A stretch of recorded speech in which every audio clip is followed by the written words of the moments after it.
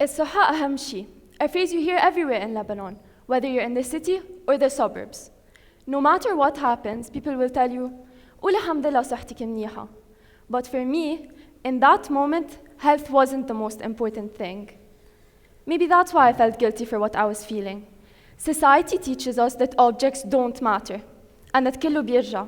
بس لا, مش كله بيرجع.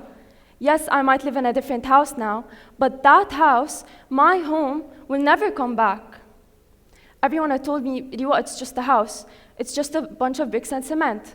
But was my house really just a bunch of bricks? A house is often defined as simply a place where one lives, a structure made of walls, doors, and a roof. But for me, it was much more than that. It was my home.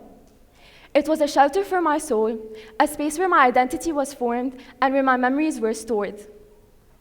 When I think of my childhood home, I don't just remember the balcony overlooking the city or the walls scribbled with my drawings. I remember the moments I spent there and what they all meant to me. One morning last November, I woke up at 6 a.m. to a phone call. A creepy voice on the other end said, "اخلوا الموقع وبأسرع الوقت." I fell silent, as images of our house, pinpointed in red, were sent to my family. It had been targeted. Panic flooded over us. We were going to lose the house I had spent most of my life in, a place that was so dear to me. Seeing that I was devastated, my parents asked me to go to school normally, and that كله بيرجع.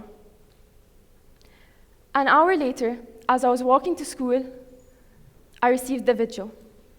2 bombs fell straight towards my home, one after the other. In that moment, I was in shock. My fingers hovered over the replay button, my stomach twisting with every frame. I must have replayed the video 100 times, and even now it's vivid in my mind. In just 20 seconds, the house that had stood tall and strong was gone.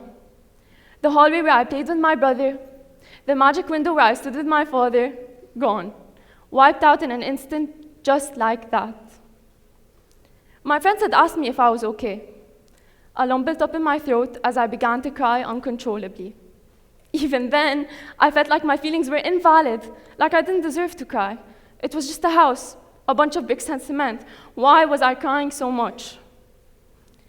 In the days that followed, I kept replaying the video, searching for a way to make sense of it. But the more I watched, the more I felt an unbearable truth settle in. I had lost something far greater than just the house. The pillars that had once held up that house tall and strong also held up the foundation of my memories. And watching them crumble to the ground felt as though my memories were collapsing along with them. And I think that's what hurt the most. How could I not grieve the place that shaped me? Yet once again, I dismissed my emotions, convinced my grief was irrational and that كله بيرجع.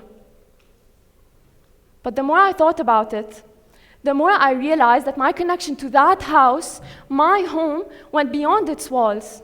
I wasn't mourning the house itself. I was mourning what it represented. The house was just a container, and the real meaning was in the emotions, the experiences, and the people who filled it.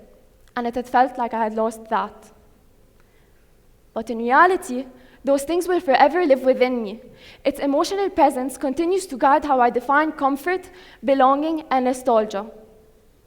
Though my house is gone, its spirit lives on, not in bricks and cement, but in the love and laughter and memories it gave me. And that can never be destroyed. My message today is that our memories aren't confined to physical spaces.